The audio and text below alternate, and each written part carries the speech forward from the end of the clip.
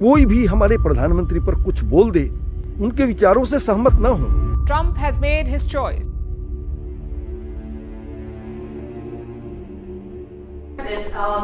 Just to follow up on the India tariffs, do you expect increased trade negotiations, since you've announced the 50% tariff? No, not until we get it resolved.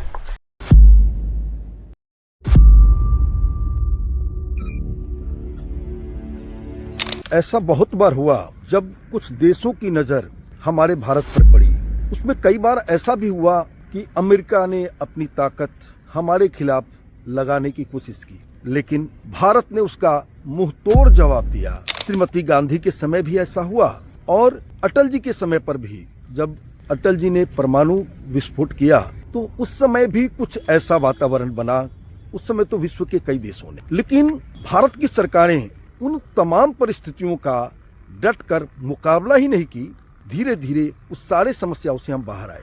2008 की बात है, जब पूरी दुनिया यहाँ तक कि अमेरिका बैंकक्रप्ट हो रहा था, लेकिन मनमोहन सिंह जी के नेतृत्व में भारत अपनी तेज छलांग लिए आगे बढ़ रहा था। आज फिर भारत में माननीय नरेंद्र मोदी जी के नेतृत्व में सरकार है। ये कोई साधारण सरकार नहीं है, खास करके 140 करोड़ लोगों के प्रधानमंत्री हैं वो, एक मजबूत प्रधानमंत्री। लेकिन ऐसा कभी नहीं हुआ कि कोई भी मुंह उठाए और कुछ भी बोल दे।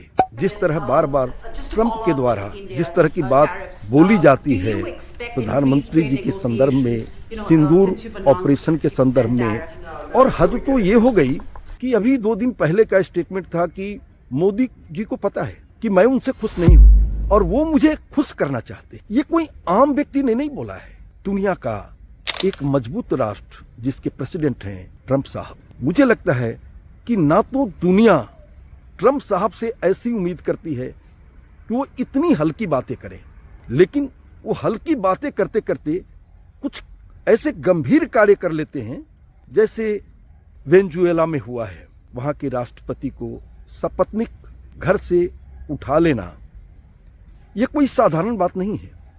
ये पूरे विश्व को एक ऐसी दिशा की तरफ ले जाने की कोशिश है जहां एक राष्ट्र और उसका एक सनकी शहंशाह जो चाहे वो करे। अब सवाल है कि क्या भारत को उनके प्रश्नों का जवाब नहीं देना चाहिए? क्या भारत के 140 करोड़ लोगों में ऐसे लोग नहीं हैं जो ये अपेक्षा करते हैं कि भारत सरकार अपनी तरफ से, हो सकता है प्रधानमंत्री जी ना बोलें, कोई ऐसे मंत्री ही बोलें, लेकिन वो बार बार इतने हल्के बयान दें ट्रंप साहब और हम चुप बैठे रहें, ये उचित नहीं है।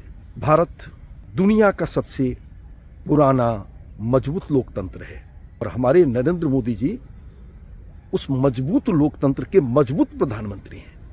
हमें तकलीफ होती है, कोई भी हमारे प्रधानमंत्री पर कुछ बोल दे, ठीक है, हम घरेलू मोर्चे पर हो सकता है उनके नीतियों का विरोध करते हो, उनके विचारों से सहमत ना हो, लेकिन हमारे प्रधानमंत्री पर जब कोई अंगुल उठाए, कोई ऐसी बात करे, तो हम प्रधानमंत्री के साथ खड़े होते हैं।